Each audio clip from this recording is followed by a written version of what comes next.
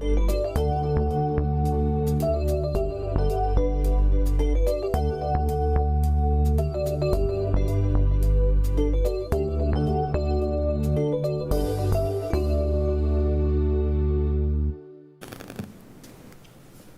right.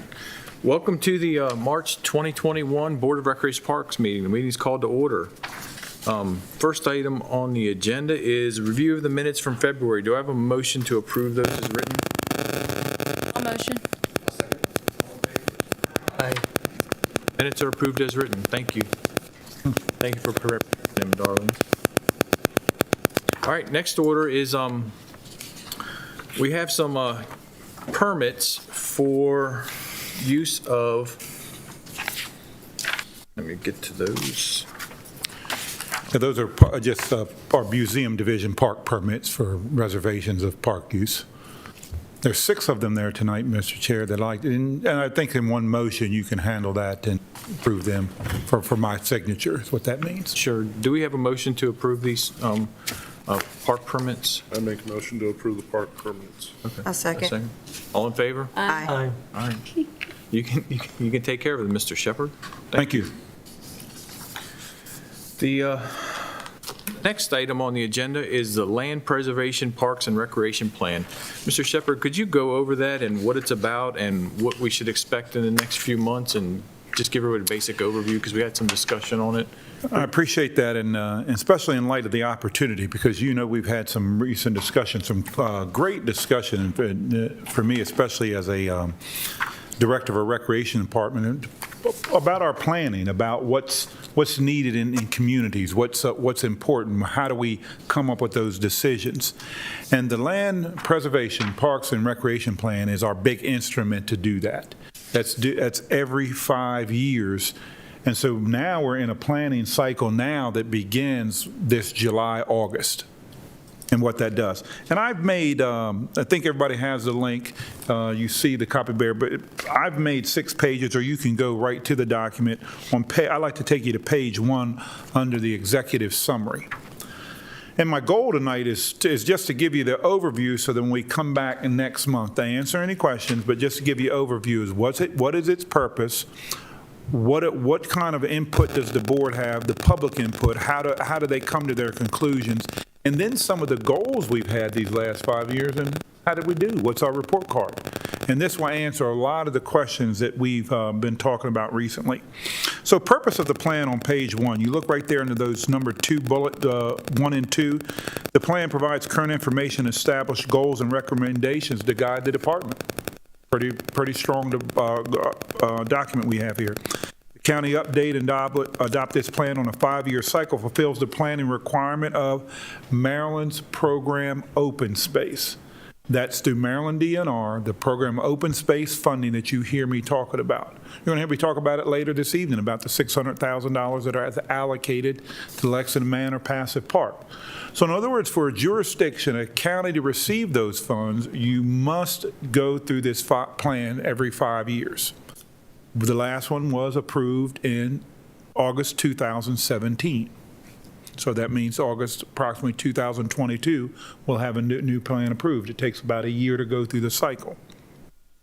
Planning process summary. You have a kickoff. Well, first of all, we hire a consultant. And we're looking now, because of last time we did is Charles Calvert and St. Mary's utilized the same consultant, Greenplay. And that helps expedite the process, funding, and so forth. You see participation in the planning process, the staff engagement, your stakeholder groups, 4 public meetings. Last time there were 1,400 surveys. The Recreation and Parks Board, we have people come speak there to say what some of their issues are, what they'd like to see. And then if you go to page 2, down at the bottom, goals and recommendations. And that's a picture there of that Snow Hill Park. St. Mary's County should continue to target investments in a new amenity development and renovation of existing assets to improve its parks, recreations, museums, and open spaces, and to guide the enhancement that we should exceed and look to our current inventory, increase opportunities, create a network of connected walkways and trails, and continue to operate and improve our existing facilities. And then especially that other one I went over too quickly was our waterfront areas. So you see, this plan is comprehensive. It's going to meet what the discussions we were talking about. You're going to have firsthand, right up front, this board as a part of our planning over the next 5 years. And then if we go to page 4, planning process and public engagement. So to prepare it, you see there what happens. You're going to ask the question, well, who does this? Well, the consultant working with me, the staff, and you. Information gathering, public stakeholder and staff engagement, analysis and goal setting, your draft plan, and you have the county review, and then the state draft plan review, and then the final adoption by the county commissioners. So with a consultant, we speak with them a lot, the state, and put all that data together, because one of the things that happened, let me just tell you what happened in the 2017 planning cycle. Snow Hill Park was purchased. That was in March of 17. So then now that looked like that we were meeting our acquisition goal of land. But then when we opened in July, that said you do meet it because it's not set aside because it's being utilized. Then what happened? Program open space is generally 50% of your development money. So if you had $1 million, you could spend 50% of your $1 million on 50% would be county, 50% state open space.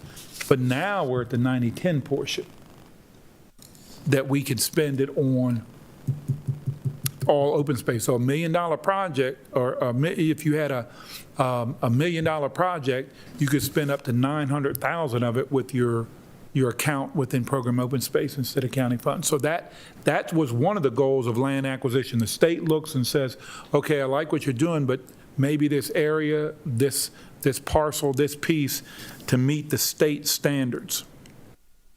Then we go to page 5, information gathering and review, talks about our stakeholder groups again. And I just want to say that, why I'm saying that more and more is to let it in the director of Recreation and Parks and the museum staff or the recreation staff, or just this group of 8 or 9. It's the counties involved in it. We want to hear from them. We want to hear from our youth sports leagues. And you can see that in the, as you turn the page over, public participation. Now let's look at in that 2016 survey blue block on page 6. You want to look at that real quick? That says, here's some of the comments. Just recently heard about the 3 Notch Trail, loved it. Well, we're phase 7 of the 3 Notch Trail. We're at 90% design. We're moving forward. Athletic fields need better surfaces and more parking. Created 2017, cut a ribbon on new parking at one of the parks. And then now, since then, 6 Bermuda fields and 6 synthetic turf fields. Major goal. We use St. Mary's County resources every weekend. Bathrooms at all the parks would help. What did I told you a couple weeks ago? We've renovated 7 bathrooms in the last 2 years, and we now have the building permits for the bathroom at Dorsey and the Passive Park and Lexington Park. The bathroom, and so to add those, and that's public input, directing us. So I'm going to skip some pages, all that other information that you have a month to read about and go through and look at it and develop some more questions of how do we get where we want to go. But I want to take you to some of the goals and recommendations that we had initially. And that's at page 55. And so again, it says both the state and the county have established goals of where we're headed. And where are our goals a lot of times established? Where? In our capital improvement projects. Those direct that 5-year capital improvements. They say this is our plan. And then some of my recommendations would be the commissioners, well, why did you think, where are we headed? Well, that matches our land preservation, parks, and recreation plan. And then that says that we're not only meeting the plan, it marries itself, the CIP plan, with the preservation plan, and that's what the community and the commissioners and staff have agreed upon. And so let's turn to page 56. And you can look at some of those completed recreation and park facility enhancements right there, that second paragraph. A lot have been completed there and we've taken care of. But now let's look at some of our goals. So we've talked about the past, we've talked about the process, stakeholders, public input, meeting the acquisition amount to give us that money split. Expand the inventory of county-managed athletic fields and sport courts and enhance the condition of current fields and courts to improve consistency and the playability of field surfaces. Courts. Renovated courts at Lancaster and Nicollet Park. And I don't know if I'm missing any others. We have improved and added pickleball courts. Right now, Wycomico Shores and Baggett Park are slated for renovation this spring. We know again, turf fields, what that is, working sports leagues. We had a Zoom Sports League presidents meeting here recently, working with them, making them part of the solution. And then also at the bottom, develop a large outdoor sports complex. Well, the bond bill is going forward for that feasibility of $150,000, and you know we just had the sports complex report. So those things are being engaged. Goal number 2, expand opportunities for waterfront recreation throughout the county. 2017, we have Snow Hill. We just awarded a master plan for Snow Hill Park. We are going to talk here in a minute about what's going on about the concept plan at Shannon Farm, water access and the renovation, meeting our goals. Create a network, goal 3, of connected walkways, trails, and paths throughout the county. The 3-notch trails still coming along.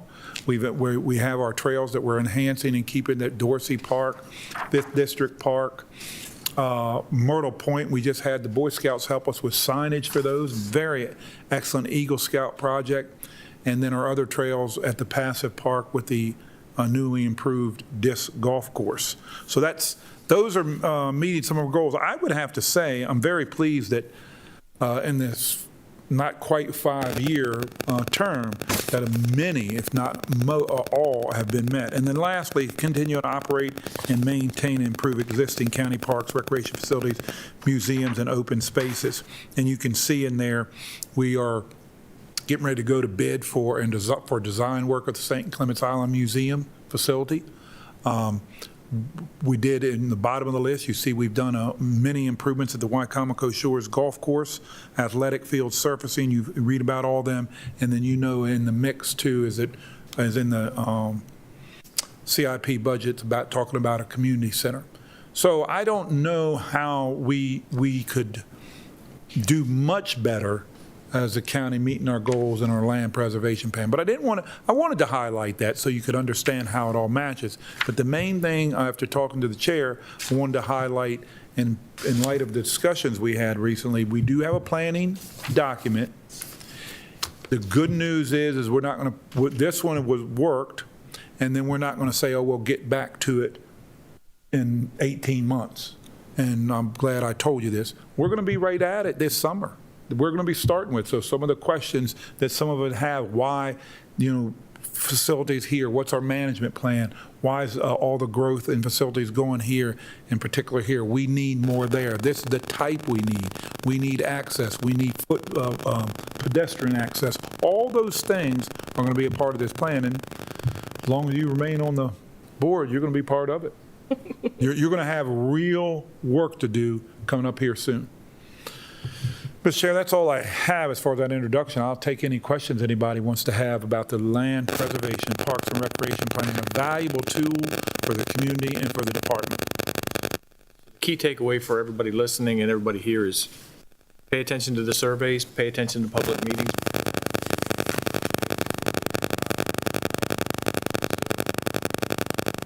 Onto those surveys, board members that you know, or the people that will be on the stakeholder focus group, pay attention to it, come to the public meetings. Mm-hmm.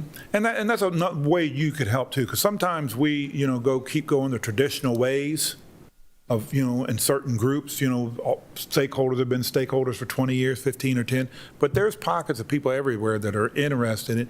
Leisure now has such a great bandwidth and depth to it, to contact to all the users groups. And that's where I would, could use some help because of your experience, where you live, where your sphere of influence is, to work with getting this done, to make sure everybody's informed of all the user groups, no matter what their passion level is and desire for recreation.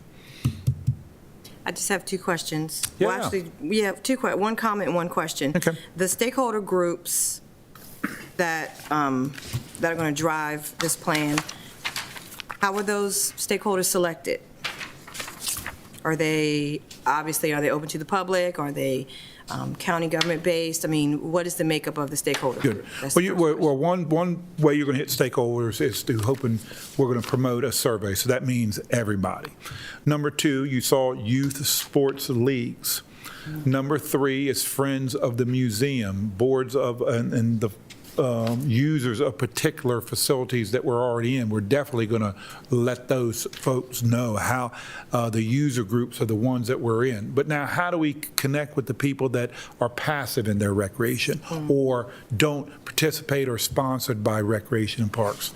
That's where I'm going to want your help. But we also, because sometimes we go with the old way of saying, well, we had a public hearing at the Chesapeake building, and it was one Tuesday night, and they didn't hear, and that's not their usual vehicle for getting their information. Well, then, so I think that's where we have to do our best work, is up front and notifying and make it available at different times. Exactly. That actually is a good lead into my next comment, because I see that there were 1,400 responses. Are there any strategies that the department is going to use differently this year to increase that number of responses? Because that's definitely main, primary, method of. So what we do is that, again, we will hire a consultant. Now, the consultant's going to work with us to get it done. So when you ask, it's early to give you that answer yet, because Right. then when you get with the consultant, and then we lay all that out, and this is what they do. I mean, if it happens to be green play again, they've learned from others, they've learned with us, and we will expand on that. And I think a role I'm asking you to do, because we're diverse in our sphere is here of influence, is what does that mean? For instance, I'm going to say, so that's a natural stakeholder here is education. But the passive, those places that might not be in organized play. What do you do? What do the walkers do? What are folks that just want to spend a time in a park with their family? What are the amenities that are looking for? What are AAU teams doing? What are the people in the health industry? So all those partners, we need to find them out, but we're going to work with a consultant to identify those. Okay. And then I trust you guys will keep me on my toes at the meeting is let's talk about our stakeholders.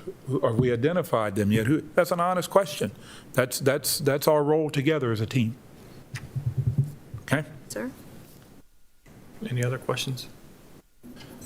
And then you'll be proud of that document when that's done. It's a flurry. I mean, it's one year, but it's a good year, because when it's done, you feel like you've made a difference. Because I can't tell you now what that means with the funding and with having direction with the CIP.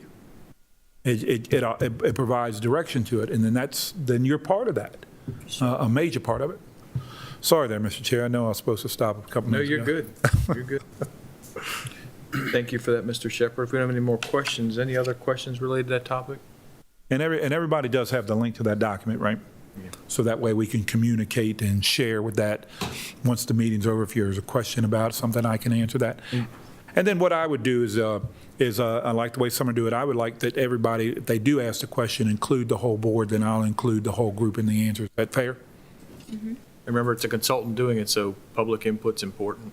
Oh, Responses yeah. is- Oh, yeah. Some of that's going to be very important. All right, we'll move on to the next topic then, if there's no more questions. Old business, park update, Mr. Shepherd. Well, you have a list. Let's go down, and so people listening know where we're going. Lexington Manor Passive Park, Shannon Farm Property, Snow Hill Park, the Three Notch Trail, the Sports Complex, synthetic turf fields, facility improvements, and then a couple new items. Lexington Manor Passive Park, I sent a picture out today. The equipment was being staged today on site. Demolition and improvements are on the way. They're on the way. So look like that's anytime now in this month of March. It could happen as soon as Monday. But first, they're going to have to get some of the other things done, the soil and erosion and all that taken care of before they start. But it's on site. And that site is, going to also have a public restroom. And the bids are coming in and the building permit's in hand. So that's always good news when you have a building permit and your bids are coming in hand. And then this last item you see with the funding part. Let's look at that. We're currently at total funding for that project there is $1.275 million. But half of that, you can see about right at half of that's program open space funds. I'll be asking the commissioners this Tuesday in public session for an additional $160,000 to complete. So now that we're this close, that we can complete this whole first phase, and what that will get us in this first phase to get this project done, the whole demolition, streetscaping, street lighting, public restroom, stage, trails, disc golf course improvements, which are 90% completed already. So you're going to have a total enhancement of a piece of property for $835,000. So the county would be putting in 58% of this project. So for $835,000, you're getting $1.4 million improvement. And then what it's going to mean to that, especially adjacent to Lancaster, because as we're Lancaster is getting the second turf field with also a new playground, and you will update you more there. So very excited, and that's what we're going to be talking about on Tuesday with the commissioners. Shannon Farm property, you do now have the concept. Do we need to bring that up? Does each of you have this concept paper of Shannon Farm? So let's talk about that quickly, because the last time I told you we would talk about that. Maryland Department of Environment will be down here on the 24th of March. A few of the commissioners are going to be walking the property with me, the consultant, and the Maryland Department of Environment staff, because there's a lot of wetlands here. And what wetlands do, you can overcome them, but when you divert and move in bridges, costs rise. So you look for ways to deal with the wetlands that are bring about the most value. So let's start here and look at your, I'm gonna call them purple rectangles. Can we do that? Mm-hmm. So you see your purple rectangles there. That's at the homegrown market right there off of Hermanville Road, 235. Long road, long lane down there leading toward gate 3 of the base. So you have 2 parking lots you could have, and it depends on what the final concept. So what we're doing is there's a parking lot there, and you're accessing the bay via 10-foot wide asphalt trail for service vehicles and our gators to get there, and then the rest is going to be handicap accessible, and it's still going to be about a 0.9 mile walk down to the water. Because to build a road there, I told you, was cost prohibitive. A road and a trail are 2 different things. So then you say, well, that's still a long way, and I'll go over that first. Well, let's talk about our whole mission of health and wellness. We're also getting our 1.8 mile walk in that excursion. It's accessible. It's strollers. It's those with a disability, and yet you're still being able to access the bay. And the commissioners are delighted that we're headed down this road to get. Because again, it's all this water, but there's so many that just don't. There's not private access. So now you'll see that trail leading down there. And then you see the red perforated lines. That's a boardwalk that goes over top of a wetland, leads you right down there. And gorgeous. And then plus, remember now too, that's a trail. That's another passive recreation piece. It isn't just an asphalt path, people in their trails, and there's other trails that will be made off of that piece of property. But why there? We at first were talking about going in there. If you look at your top right corner, you can see the villas, those homes down there. You can access it by, we did with the engineers. We parked in that area, met the chair of the homeowners association, got permission, walked in that way and came up with the beach and then walked the trail back the opposite way. So you could have gone there, but all that traffic into the neighborhoods. So then how can we get access? And then plus this way, without having to build roads, traffic all the way down, this is less cost. So that's enough there just to give you, I'll entertain questions, but what Shannon Farm is looking like. We're steadily moving forward with the plan, this current concept.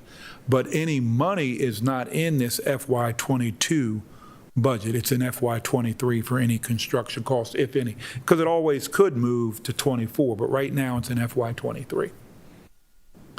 Access to the Chesapeake Bay, there are small playground type of amenities, picnicking, public access. Any questions? So obviously, that's going to be a place you have to maintain, like trash and Yes. restrooms and. Yes. Are you planning to staff it like you would Elms Beach and Myrtle Point? Yeah, we're gonna have to have somebody there now. Yeah, but because most likely won't be charging, but more of a passive park, and people can walk down, because that's gonna regulate some of the traffic itself, correct? And then, but we'll have someone there during certain hours, but not all hours, because remember, all of our parks aren't staffed now. Right, I mean, just during the busy weekend Oh, times. yes, and on the weekends, Obviously, when- absolutely. Obviously, when Elms Beach or Myrtle Point fill Oh, up, no people are doubt. going to know this no is doubt. there and it's going to fill And no up. doubt, we'll have our gator there so that we can pull trash, move trash. Right. If somebody needs help getting items down there, those kind of things. Yeah, just to make it- avoid what we had those couple years at Elms Beach, Yeah, that, we learned from that, and now we'll be able to move people in and out.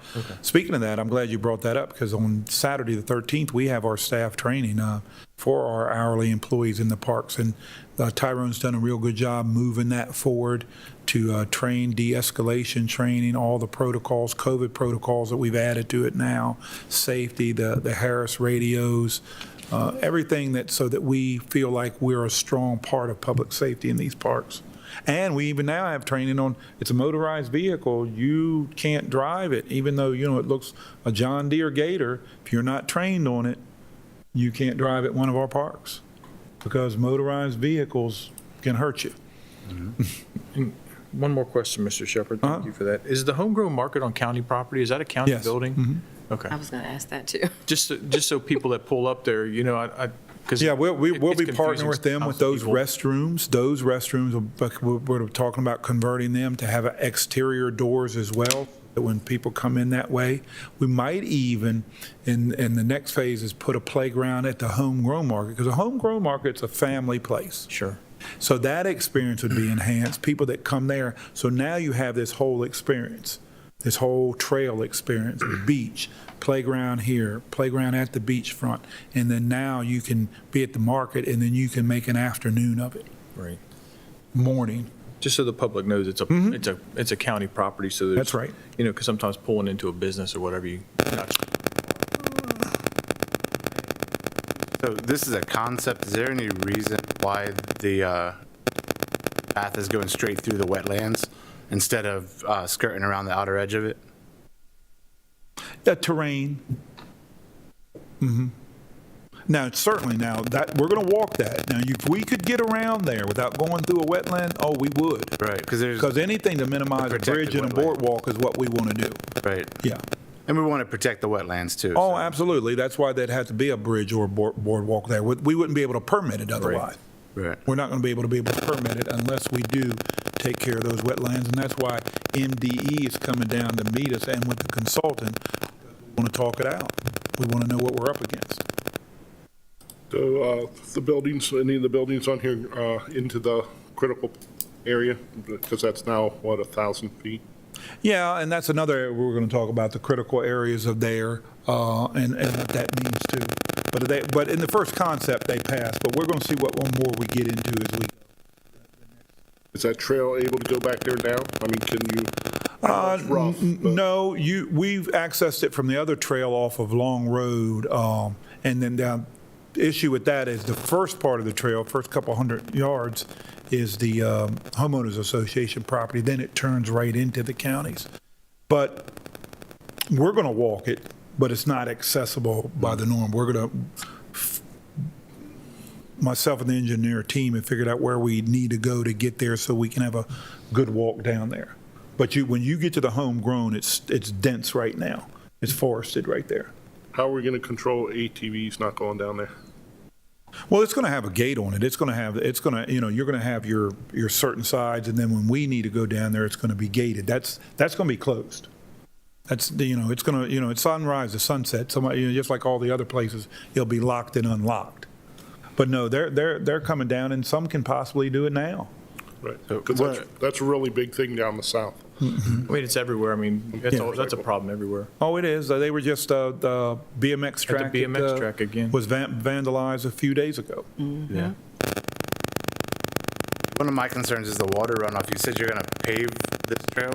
Are we entertaining the idea of the permeable pavement like they have down at the college? All of that. And then remember, again, we're going to have to monitor the stormwater, the runoff. All that's part of the A&E, the architect and engineering and design work for the permitting part. All that is taken into effect. Because let me see, I don't know we didn't calculate with them on the phone, but 0.9 times 10 feet. What is that? 5,000 feet times 10 feet, 50,000 feet of square footage of impervious surface. So you get to thinking about what that means. Right, So point well taken. But yeah, all that's their role with us to do that in the permitting design purpose to make sure it meets the need. And speaking of that, that's when we get to Three Notch Trail, that's where we are now, trying to figure out how to get that water calculated, to get that storm water right with borings and geotech, because in that stretch through there, we just can't find where the trade-off is, or not me, I'm not smart enough, but the engineers. What makes me think about that is because I live on the Three Notch Trail. Yes. And with the last few years of these giant rainstorms coming through, my backyard's starting to flood. So the water's just coming down there like a torrent. Not to put you on the spot. No, there's no, because, but no, the reality is we do get the phone calls, and how does that work? And then it's like, is it construction's issue? And then so how do you do? Then you go to the plans, and then were the plans met? So and then you find that out, and there's certain historical range that your plans don't have to meet though. It doesn't meet that, so. So no, we have a line for those citizens' calls, as well as they call directly to Public Works or us or to the commissioners, and they're diverted to us, and then staff goes out and talks it through.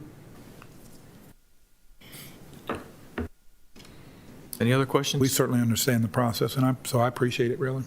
Any other questions for Mr. Shepard? All right. Let's move on, Mr. Shepard. Snow Hill, just letting you know that we did get the master plan, has been awarded, embedded, and notice to proceed is forthcoming, so we can get started there. And again, what I've told you before, the priority is the dual boat ramp, Three Notch Trail. You just heard that, what our challenges there. Construction is still planned for '22. Sports complex. I spoke that to you earlier in the LPPRP. That's where we are. The bond bill to afford another, to talk about where could it be sited? What's the best place to be able to bring the best value for recreation, local tourism, and state tourism? And that's why that bond bill has some potential, because it might be a tourism that is benefit to the state. Synthetic turf fields, 2 of them are totally under construction, but we didn't have this last spring when we did them. We didn't have this kind of rain. Oh my, I think they went 2 weeks without turning anything. And but there we are. The stones already at both of those sites. Earth is being moved, working with the leagues now to get the markings on the field and get them right. Because you have 5 sports leagues sharing a field, and then you go side to side, which is modified fields, get the lines right, the right dimensions, and the proper sharing. So that's where we're working now, working with them, and doing well. Facility improvements, we have 3 more restrooms, indoor restrooms this time around. We've, though, that money's been allocated through the purchase order system. The Great Mills Pool is going to get countertops. Our facilities are in good shape, sinks and that, but the countertops have taken some wear over the years, so we're getting new countertops, and we're also going to put in an ADA accessible family restroom. So when the pool was built, you had ADA accessibility. Naturally you had to. But now we have where the cleanup in a somewhat older children, father, different parenting. So now we're coming into more of a family-style private restroom for an ADA restroom at the Great Mills Pool, and everyone will like that. Leonard Hall Recreation Center, a nice renovation. Toilets, sinks, and partitions are there. And then at Margaret Brent, you know what, I don't know if Margaret Brent has had a new sink in there since 1950. Come on now. So flooring, partitions, sinks, and toilets, and for Margaret Brent, bring it into the new age. And then what's happening too is with the new bathroom, we realize we're going new ones now. What are you doing with restrooms? Touchless. Right. Touchless. Sinks, blow dry, everything touchless. And the other thing, I wanted to say this too, is because of and you got to give Christy Bishop credit for a lot of this, is our staff. But if you look at our restrooms and the ones that we're going to put at Dorsey Park and at the Lexington Manor, when you're on the impervious trail at Dorsey Park now that goes all the way around to the visitor side, you come out of the parking lot, it's accessible to get all the way around to the visitor side. Well, then now off that, you will have the trail piece to get to the restroom, and then that's going to have a 10-foot then open up into the apron to the whole entrance area, and then we have the walls there to bring that privacy. So now when you come off the trails at Lexington Park and at Dorsey, nobody's going to be this inch, tight, and then when you get there, how do I maneuver? When you come out of that door, you're going to have the abilities to maneuver strollers, wheelchairs, and the like. So I'm very excited how we're responding to accessibility. And then lastly, new playground at Lexington Park. We're moving forward. Well, looks like we're getting ready to move forward with that, and not the construction, but the design. And then the new restroom, we got the big quotes, just like we did at Lexington Manor. We're excited about that. And it's funny, in a recreation office, when you get a grading permit or a building permit in your hand, you think it's just like, wow, nothing can interrupt this day. That's just something, because that's what you need to get started, and here we are. So sorry to take it so long on the updates, but I wanted to let you know and appreciate what you mean to me as far as your concurrence and your listening and sharing meetings. Any other questions?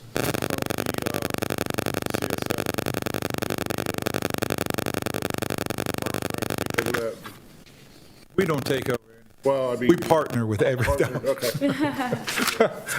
Good. No, still in negotiation. Still in negotiation, okay. Vice President and I will be talking again tomorrow, how it rolls out with, and the main thing we're talking about now is programming.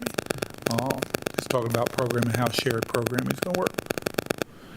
And then I'm thinking, I don't think anybody knows this yet, but now we're also thinking about when we're going to open. You have a fitness center. It's in COVID period. We're getting ready to go to the season time we can, because there need to be, the College of Southern Maryland, if we go, is going to handle pool repairs. And then, so now about the time we would open, it would be, people want to be outdoors. So then we're thinking about maybe a soft opening, something in the summer probably, and get everything ready, and then have the grand opening in the fall. Because with COVID here, the timing, some of the repairs, and then getting the staffing that's there, and getting a big picture menu of programming. That's the thought, but we probably a 50-50 where we are with when we're opening, but I just thought I'd entertain that thought with you too.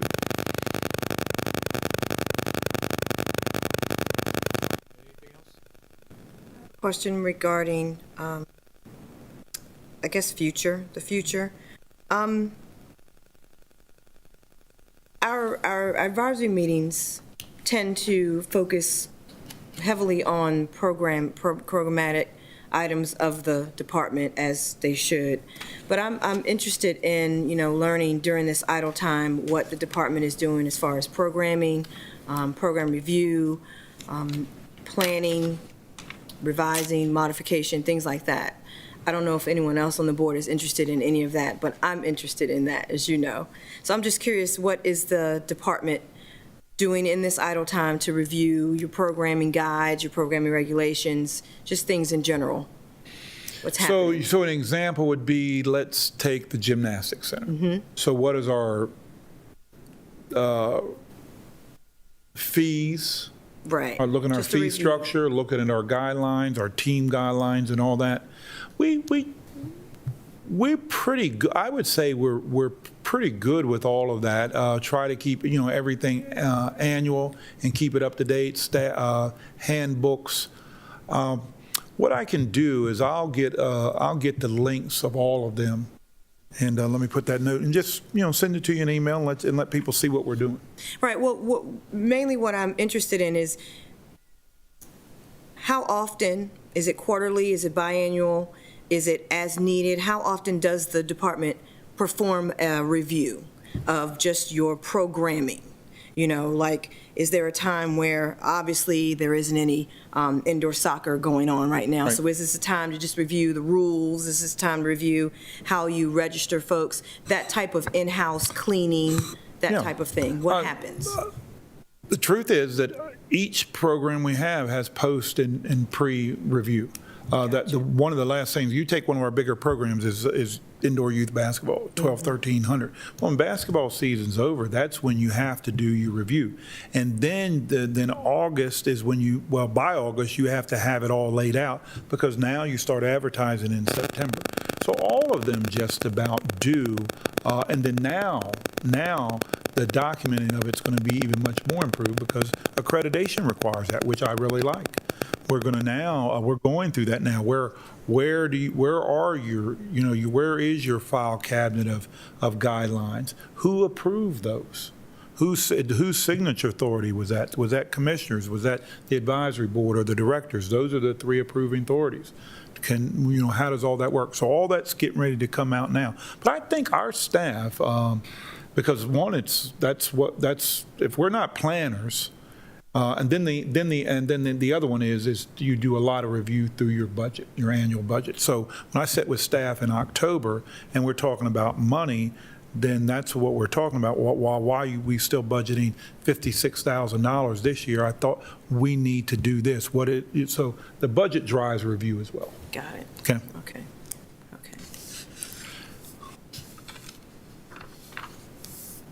Is that it? For me, All right. Good? I'm good. All right. Do I have a motion to adjourn? I'll motion. A second. All in favor? Aye. Meeting's adjourned. Thanks, everybody.